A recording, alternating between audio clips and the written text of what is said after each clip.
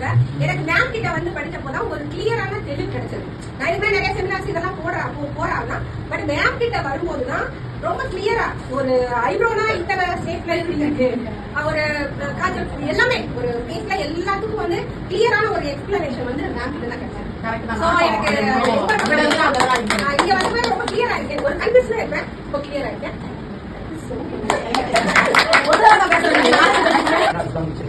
அதுக்கப்புறம் மேமோட கிளாஸ் வந்து மேக்கப் டாபிக்காக வந்திருந்தேன். ஸோ அதுக்கு முன்னாடி மேக்கப் பேசிக் தெரியும். அட்வான்ஸாக வந்து மேக்கப் நிறைய டெக்னிக்ஸ் நிறைய கற்றுக்கிட்டேன். ஸோ அதுலேருந்து இப்போ நிறைய என்கொயரிஸ் வருது. என்கொயரிஸ் வந்து 2 மந்த் ரைட் ரெண்டுமே ஃபோர்த் டைம் அட்டன் பண்ணியிருக்கேன்.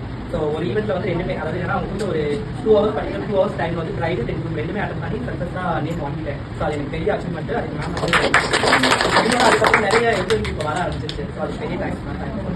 சூப்பராக போயிட்டு இருக்கு. ஸோ மேம்கிட்ட எந்த டவுட்னாலும் எப்போ கேட்டாலுமே அது வந்து டைம் பார்க்காம வந்து அதை சொல்லுவாங்க. ஃபோன்லேயே இருக்கும், வாட்ஸ்அப்லேயே இருக்கும், டேட் ஆனாலும் பட் அந்த டைமில் வந்து சொல்லிடுவாங்க. ஸோ அது வந்து ஒரு பெரிய சப்போர்ட் தான்.